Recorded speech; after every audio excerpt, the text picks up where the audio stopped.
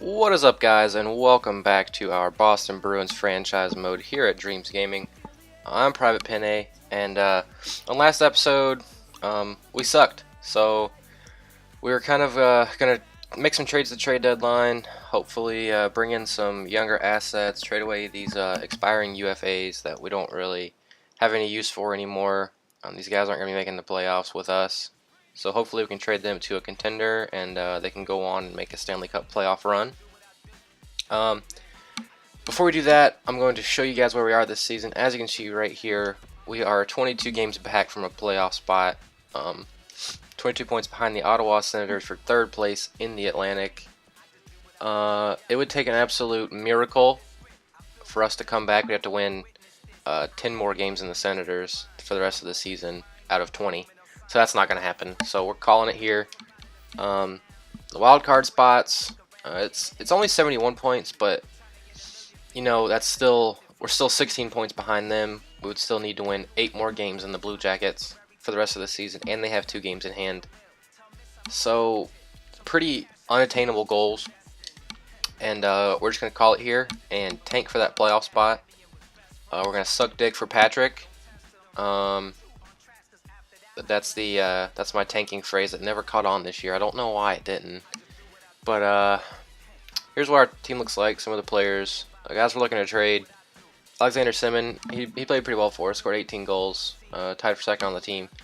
Drew Stafford with 32 points right there. And we're also looking to trade Dennis Seidenberg down here. He was only a -4, so he was one of the best guys on the team in the plus-minus category. That makes sense, being such a defensive defenseman. Probably didn't let too many goals in while he was out there. And Zdeno Chara, the captain, the longtime Boston Bruin, won a Stanley Cup with us in real life, but in this series, we want him to see the playoffs. We want him to potentially see another cup, or at least see the playoffs one more time before he retires. In most franchise modes, he retires after the first season, but I have seen him play that second season, but we're not going to count on that. We're going to look to move him and his $7 million salary to someone else. We don't want him ending his career on a lottery team. So, as I mentioned last video, I got some trade offers for Drew Stafford, and surprisingly enough, they were from the Winnipeg Jets. So, in real life, the Bruins traded for Drew Stafford from the Winnipeg Jets at the trade deadline, and in this season sim for us, the same season, we're going to be trading Drew Stafford to the Winnipeg Jets at the trade deadline. And what I wanted for Drew Stafford, what I want from all these guys really are, since I want to try to compete next year, I want guys that are still young, they're still prospects, they still have room to grow, but they're also really close to making NHL rosters, or they're already playing on NHL rosters. So the guy I wanted from Winnipeg, Kyle Connor, right here, he's a left winger. 81 overall, age 20. If you look at his stats, he's offensively ready to play in the NHL, and his defensive category isn't bad. It could live on a third line. It would be fine. So hopefully we see a little bit of growth from him, and we can throw him into that third line left wing role. And long term, maybe he could fight for that second line left wing role. So this trade value is a little bit off, so I'm gonna try to ask for a little bit more from Winnipeg, and that's gonna be a draft pick, and we're gonna get their 4th round pick right here. So that trade's going to go through. We're going to look to use that 4th round pick later on. We don't really need it. No one that we get in the 4th round is going to be valuable for us, either short term or long term. So we're just going to use that pick to even out a trade that I'm actually about to do right now. So we're going to throw that 4th round pick in there. Winnipeg Jets. And now we're going to combine both Simon and Seidenberg in this next trade, and we're going to be trading them up to a bit of a higher end asset. As I was talking, I couldn't find Seidenberg. Unfortunately, this asset's not really close to being NHL ready, but that's fine. I gotta pick the right team. That's fine because we're not going to get guys that are. We're not going to get all guys that are around 80 overall and still 20 years old or so. But the guy we're looking for here is Thomas Chabot, medium top 4 defenseman, 68 overall, age 20. So next year he'll be playing in the AHL for us, but he's that left-handed defenseman along with Zaboral and Lauzon that are in the system, that are going to be in the system for us. They're going to be prospects, and they're going to be probably playing in the AHL next year. Hopefully they can all grow together, and hopefully at least 2 out of 3 of them can crack the roster for us. So we need to add somebody else into this trade for contract purposes, and that person's going to be Wickstrand, and then we need to add a little bit more to get the values more even, and that guy's going to be Yaros. And we're going to actually turn Yaros into our very next trade, so that will go through. And the next trade, I said that I would do a trade. I would trade Zdeno Chara if we could get like a low first-round pick for him, or if we could find the right trade, and if not, just let him retire as a Bruin. But I found a great trade for us, something that I believe will definitely benefit us in the long term. And what we got to do here is we got to even out the value for this trade. You haven't even seen who we're trading for yet, but I'm going to throw in a couple unsigned guys, Steen and the guy we just picked up, Yaros, and I have to throw in a 2020 third-round pick. I don't mind going a little bit into the future here because I'm definitely going to be playing through the season 2020 in this series. So it's not like I'm just picking the furthest away pick and then going with it. So hopefully by 2020 we'll be contenders and we won't be really needing that third-round pick.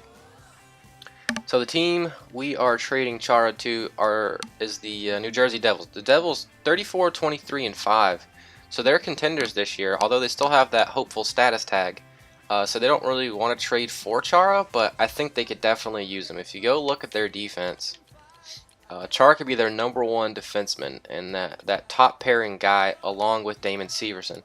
Severson is right-handed, right there, and Chara's left-handed. So they have similar play styles, although Chara's offensive stats have regressed a little bit and his defense is a little bit better than Severson. But I think this could be a top-line pairing for him that can compete for the playoffs and hopefully win a couple rounds, because we want to see Chara do pretty well.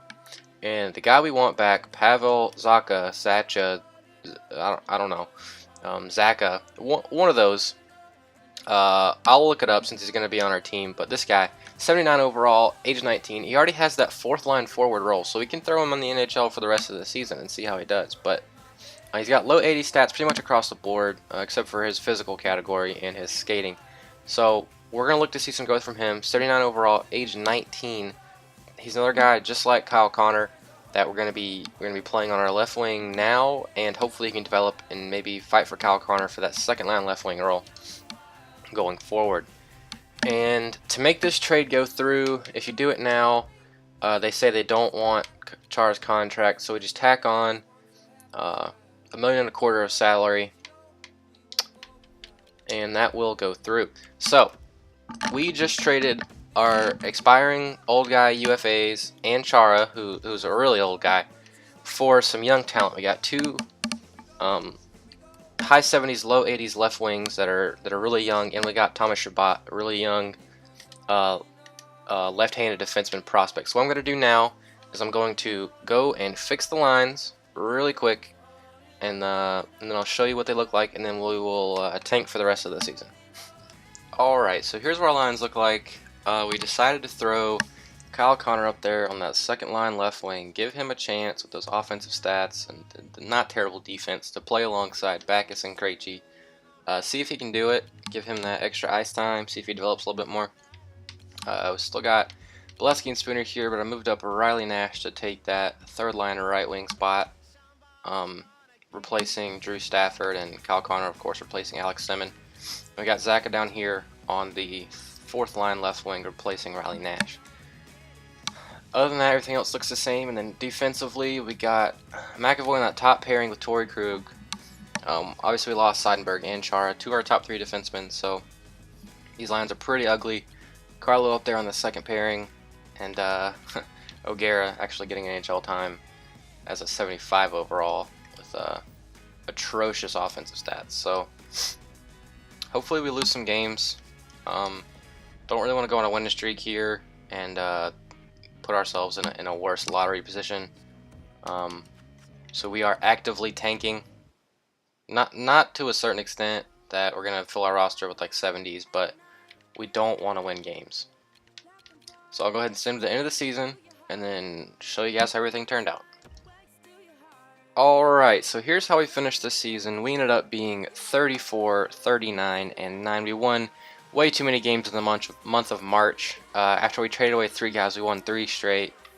We also had this week down here where we won 4 in a row.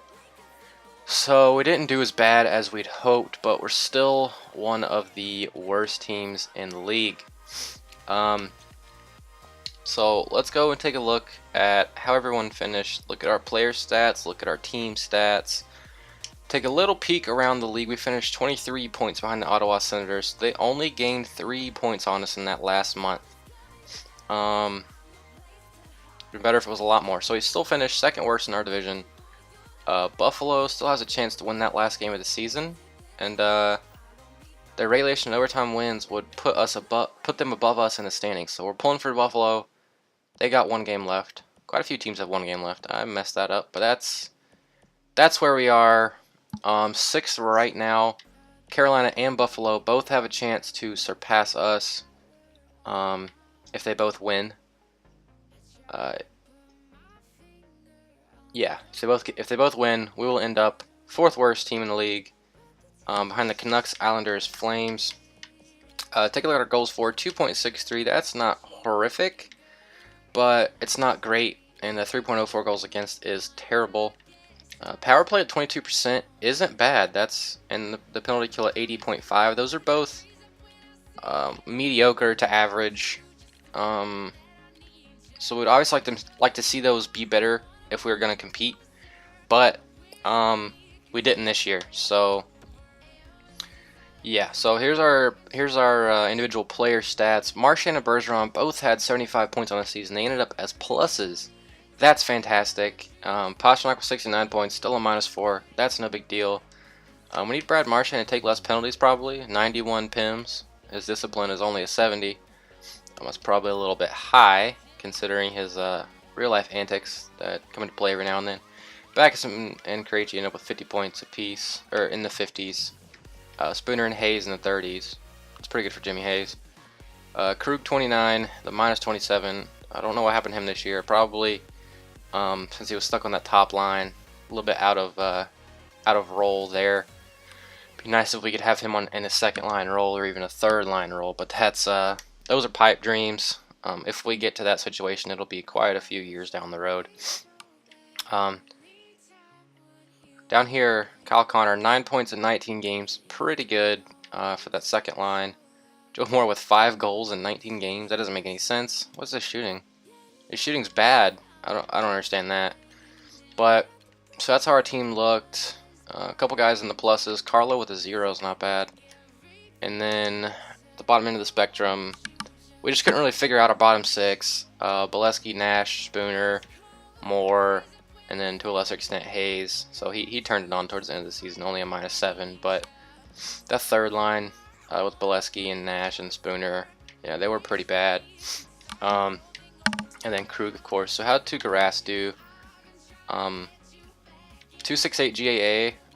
It's not bad, and a 914 save. So he started out pretty poorly, but I think that was a culmination of the entire team being pretty bad this year.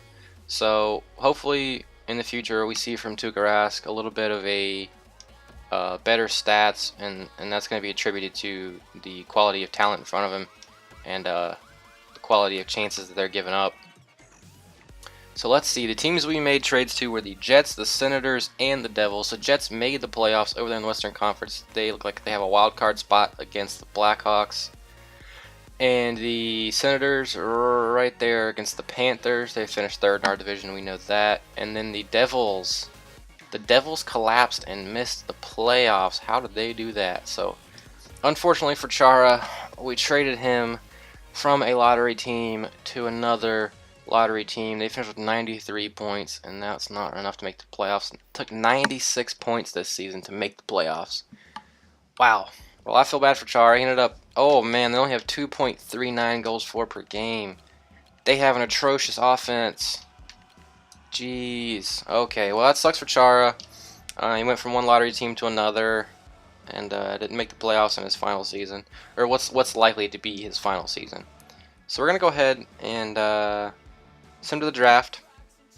And as soon as the Stanley Cup playoffs are over, I will show you guys who won, what their stats look like, and I will also look at the regular season stats around the league. I don't care about that. Probably going to get a scouting prompt here in a couple minutes.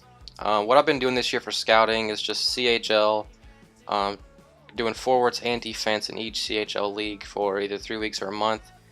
And then as soon as I was done with all those, I've gone to the SHL and done defensemen. Since we're one of the worst teams in the league, we're going to be getting a top-end draft pick. There's 2 Swedish defensemen that are going to be in that range for us, and that's going to be Tilander and Liljegren.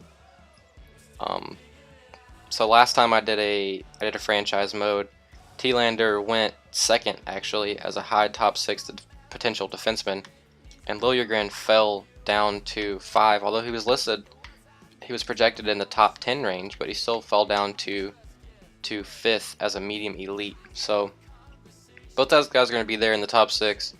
It'd be nice to scout them out a little bit, see what they look like, because we very well might end up with one of them. Pittsburgh Penguins are your Stanley Cup champions, and the Lehigh Valley Phantoms have won the Calder Cup. So if you just don't look at the name Penguins or their logo, it looks like we won the Stanley Cup. Pretty much our color. They stole it from us. We're the original black and gold. Don't let anyone tell you otherwise. Let's go take a look at the player stats, see who won the Conn Smythe.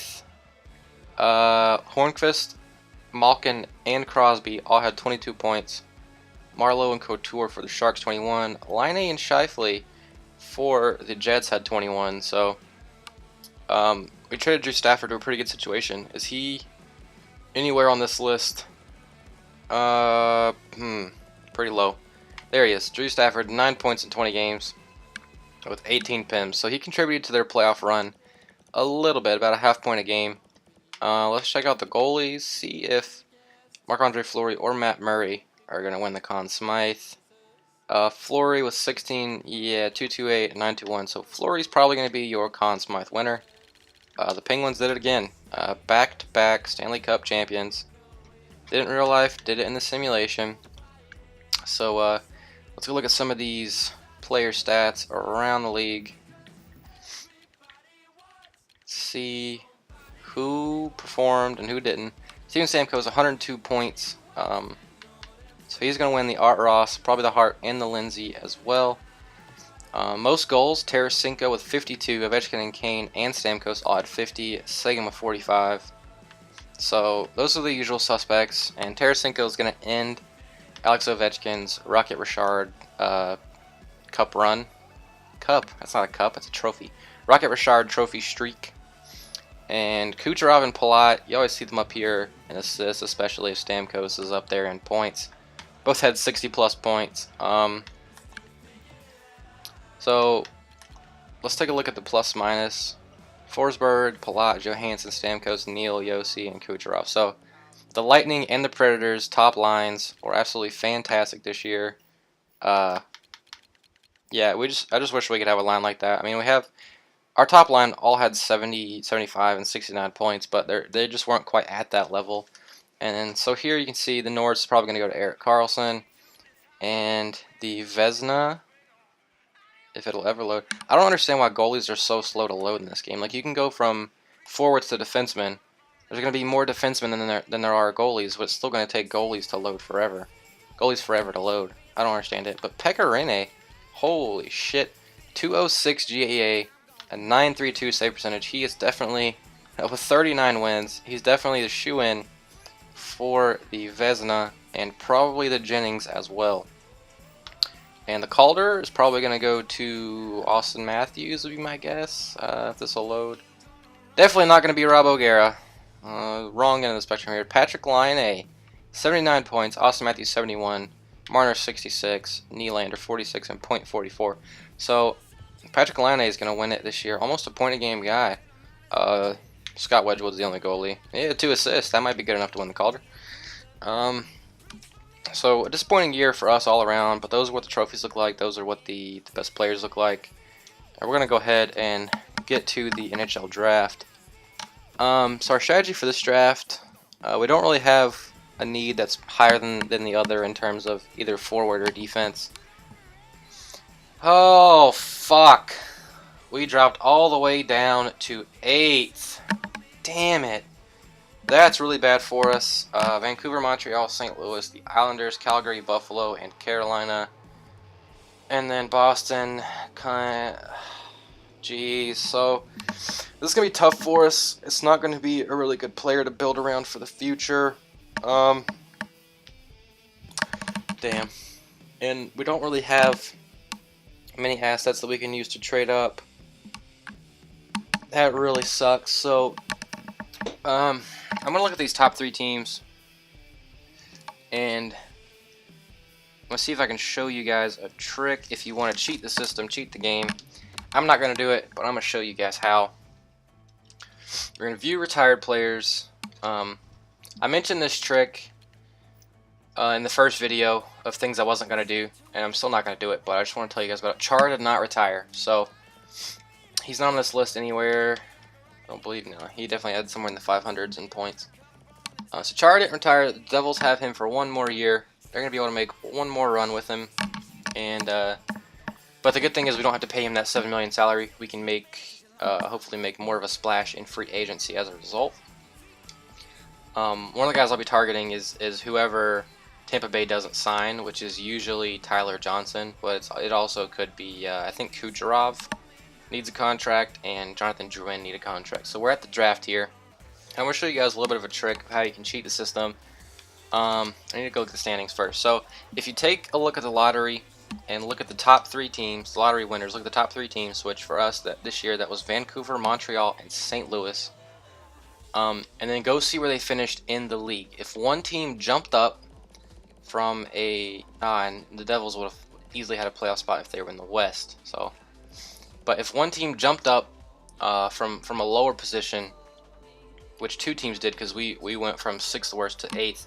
So both Montreal and St. Louis jumped up to a higher draft position.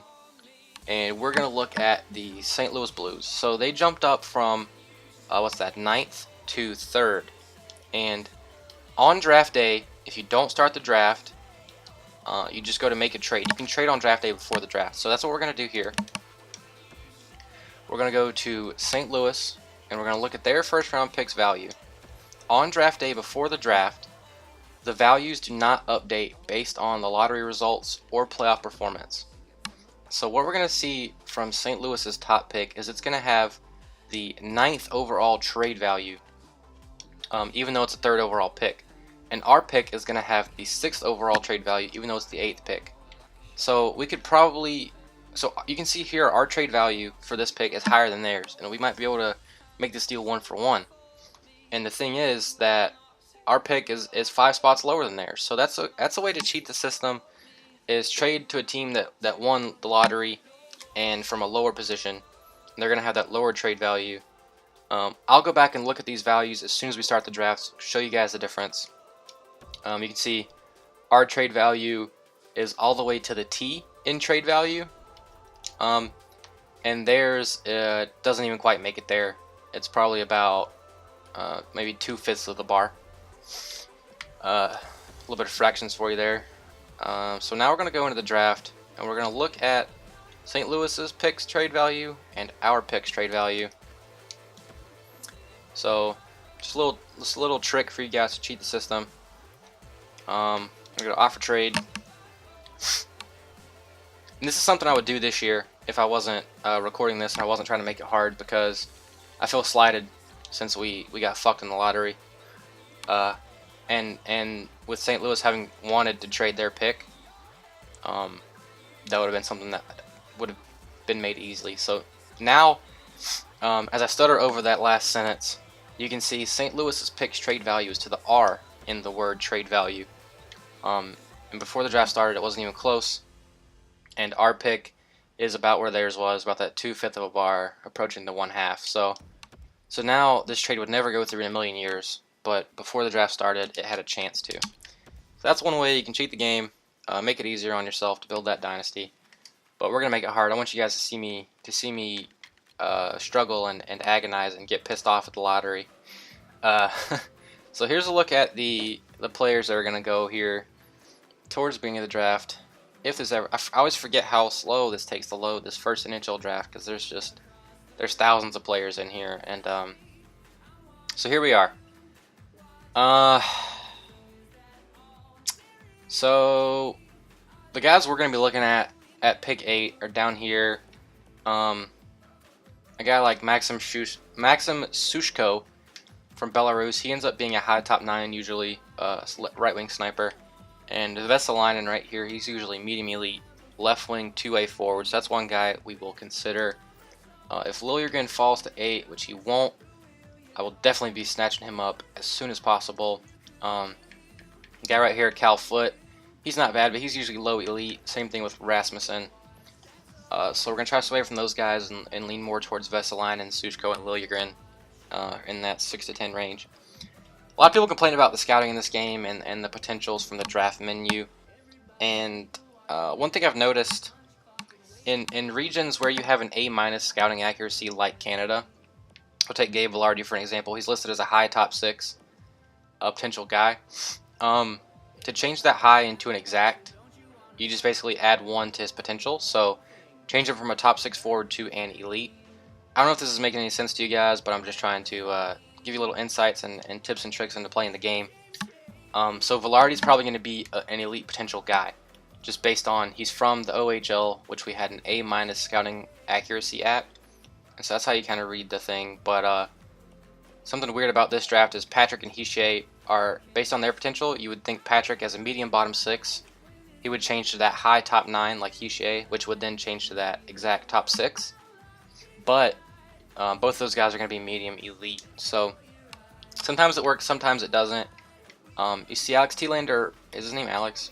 Adam Thielander right here, listed as a top 5 projected, and but the weird thing about him is he has that high 7th D potential. So that would lead us to believe that he's going to be a top 6D potential, and being a top 5 pick, that's probably going to be a high top 6D potential, and we'll see if that's the way it works out in the game. So from this screen, the guys we're targeting, Vesalainen and Sushko and Liljegren. So one of those guys will be available to us at 8, and if not, then one of these top 5 guys are going to have fallen down all the way to 8. So 8 is not as bad as it could be. It could be 9, in which would be stuck with a low elite guy. We're just going to sim to user pick. We're not making any trades up. We don't really have the assets. Fuck, that's awesome. So Liljegren fell to us at 8. That's fantastic. Nolan Patrick and Nico Hischier, both medium elite. They go 1-2. Hischier to Montreal, so we're going to probably see his name a couple years down the road in the playoffs, if we make it there. St. Louis Blues get Adam Thielander, high top 6, the 3rd pick. And Vesalainen, one of the guys we were targeting, goes number 4. He's that medium elite as well. Gabe Vilardi, medium elite to the Flames. Maxime Comtois, medium elite to the Sabres. And then the Hurricanes pick low elite center Rasmussen. So here we have 2 guys that we want, being Sushko and Liljegren, but we're going to pick Liljegren. We're in more of a dire need of defense, I think, at this point than we are at any sort of forward. So we're picking Liljegren. I've had him in many franchise modes in the past, and I always like having him on the team. He's always a good offensive defenseman. He's listed as a 2A defender, but his offensive stats are always out of control, and he usually puts up a shit ton of points. So hopefully he can do that for us in a couple years. I know he's a right-handed defenseman. He's going to be competing with Charlie McAvoy and Brandon Carlo for a spot on the team. But we just got to do what we got to do, you know. At this point, we don't really have any... there wasn't a great option otherwise. We don't want that high top 9 guy in Sushko as he goes right there to the Coyotes. And the Leafs around the top 10 take low elite Cal Foot. So everything went as I expected. Down at the bottom, got a couple trades. Kronwall to the Predators and Zetterberg to the Sabres. And we don't have a pick for until the 4th round. So we're just going to head over to the 4th round. And I'm actually going to show you guys another trick how to cheat the game a little bit. And that's related to drafting goalies. And once we get there, I'll show you what I'm talking about. I think I might draft a goalie in the 6th round to make my point. But goalies just have better trade values than skaters do at their positions, at their draft positions. So I'm going to show you guys that here in a minute. who are we gonna pick here? The screen never loads. These screens, man, in NHL 17 franchise mode especially, they're just so freaking slow. Like, you can spend a whole day, you could spend a whole entire day doing a franchise mode just based on how long it takes doing one season of franchise mode. It's just so slow. It's frustrating. It's funny watching people go play MLB The Show's version of franchise mode. It's just so quick, and you can just navigate the screens like they're nothing. But here we don't really have any of these guys scouted. Victor Frolov, no idea anything about these guys. Tristan McNabb, we did not scout there. Tommy Hedberg, Swedish defenseman, but he played in the CHL, so we don't have him scouted that well. We really don't know here. We're just going to be picking a guy just for the hell of it. I'm just going to go with age. They're both 18. He's 18 as well, and these guys are older. So, do we want an offensive defenseman? He's left-handed. A defensive defenseman, he's right-handed. Or a left-wing Ukrainian sniper. That sounds like a shitty movie. The left-handed Ukrainian sniper. Somebody call up Hollywood. I'm ready to direct a movie, ready to write a script. So I don't know. We're just gonna be taking a shot in the dark. I don't really want another offensive defenseman, I guess, especially because the best they'll probably end up being is that third pairing guy for us. So we're just gonna pick Tristan McNabb. Go America. Hopefully, it doesn't end up being too bad for us. Low top 6. That's not terrible in the 4th round. Obviously, be better. Would like that to be better, but can't complain, I guess. I don't know why I went back to scouted players. Oh yeah, I'm just gonna remember these guys' names, see who we messed up, see who we missed on picking. Wisniewski, Frolov, Hedberg, and Olsen. Okay, see if I can remember those names. That wasn't one of them. Nope. Olsen, we sort of thought about. Olsen and Frolov were both low top 9, so didn't miss anything spectacular there. And wow, a bunch of high AHL potential guys. It's kind of unusual. Oh, Hedberg, medium top 6, so he would have been the better pick. But he is a couple years older than the guy we ended up picking. So where's Wisniewski? He's completely there. He is medium top 6 as well. Damn it, man. So we picked the worst defenseman of the 3. Shit happens, I guess. So another thing you can do is look at the trade values of your guys. Usually if you have a good season, their overall points will be a couple higher just due to their increase in their morale, and that can increase their overall, which would then increase their trade value. But that gets wiped away at the start of a new season. So what you want to do at the draft, or even at the beginning of free agency, is to trade away your guys that are having those morale boosts. Their morale boosting their overall. We don't have any of those guys, but say Backus here was a 90 based on his morale. He would probably be near the V in trade value, and we would want to trade him definitely, because as soon as the new season started, he would go back to where he is right now, about that half full bar. But I don't think we have any guys that we want to trade away. Just looking at their age, Dominic Moore doesn't have any trade value at all, so you can't trade him. Backus, Bergeron, and Krejci. We really want to try to keep those guys on our team because we want to try to compete next year. I don't know how viable that strategy is going to be, but we're going to see what happens in free agency. We've made some cap room for ourselves in getting rid of Simmons, Stafford, Seidenberg. He only had 1 mil, but Chara definitely had that 7 mil. We got rid of that, so I'm rambling about irrelevant stuff right now, so we're just going to move forward. So we're going to continue on, head to the next round, head to our next pick. It should be in the 6th round. We just have a 6th and a 7th left in this draft. So with the 6th round pick, I'm going to try to show you guys a little trick you can do with goalie potentials, or not goalie potentials, but goalie overalls. Not even goalie overalls, goalie trade values. That's the word I'm looking for. Jesus. So we're looking at the goalie trade values that you can get with these late round picks, these 6th and 7ths. Even if you don't need goalies, right here's a perfect one. Lamb.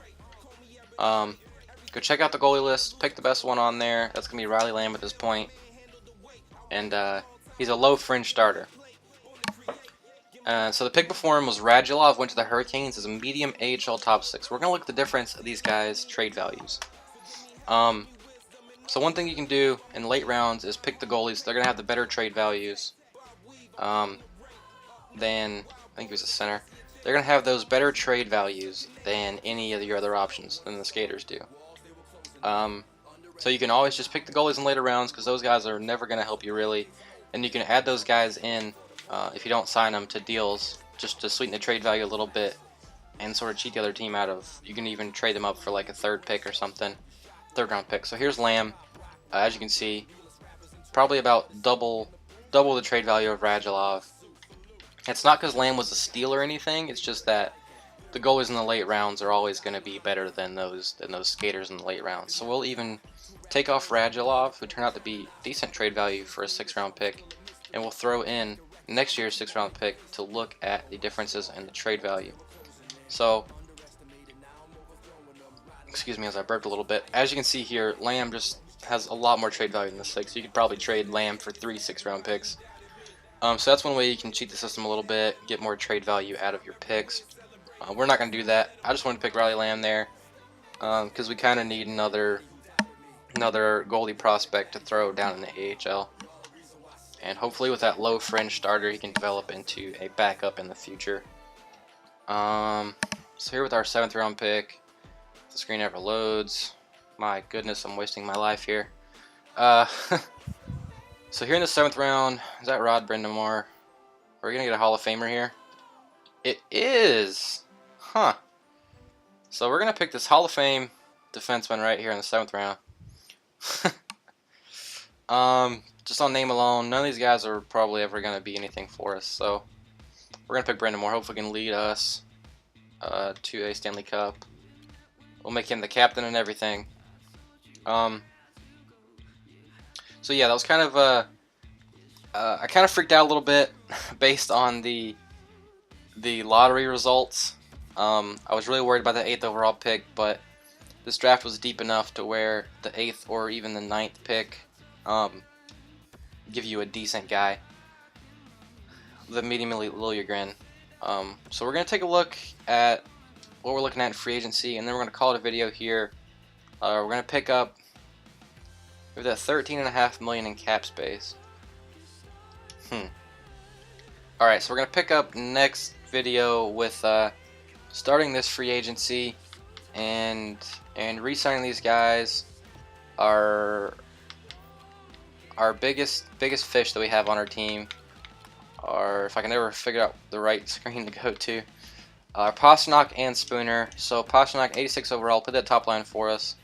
He was fantastic. Ended up with 69 points, I believe. And he wants that $4.475 million. We'll probably give him that. We might chop it down to 4.4, just for continuity and for those even round numbers. And then Spooner. So he actually dropped an overall point from last year. So that kind of sucks. He's not going to have the best trade value, but what we're going to look to do is his asking price, $3.225 million. We're going to see what that's going to give us if we were to lose him to restricted free agency. And if we were to tender his contract, another team were to sign him, see what kind of picks that might turn into at $3.225. Usually on the open market, they go for a little bit more, but a little bit more than their asking price in RFA. So at $3.225, that would give us a 2nd round pick in 2018, and if he were to go up to $4.1 million, that would give us a 1st and a 3rd. That's gonna be a decision we're gonna have to make, and I'll go look at his trade value real quick. Never mind, we'll not do that because I can't. But we'll start out next video with doing this free agency, re-signing our guys, and depending on how the free agency period goes, we might get into next season and sim a little bit. But this team's probably gonna look a little bit different when we start next season. Hopefully they'll make a splash in free agency and get us another bona fide top 6 guy, and maybe get somebody to help out our defense because we really need that. Sometimes Carl Alsner drops to free agency in the first season, So he's another guy we also have our eye on, Alsner and Tyler Johnson. But that's going to wrap it up for this video. If you enjoyed, like and subscribe. If you didn't, like and subscribe anyways, because that's what YouTubers tell you to do, and that's what we could definitely use your support. Just kidding. If you don't like this video, just leave. You have no sense of humor. So leave a comment down below. If you want to give me some feedback, some constructive criticism, different draft strategy that you want to see me do. If there's anybody in the first year of free agency that you want to see me go after, if there's anybody you want to see me trade for, let me know in the comments section below. Hope you enjoyed this video. Please tune in next time.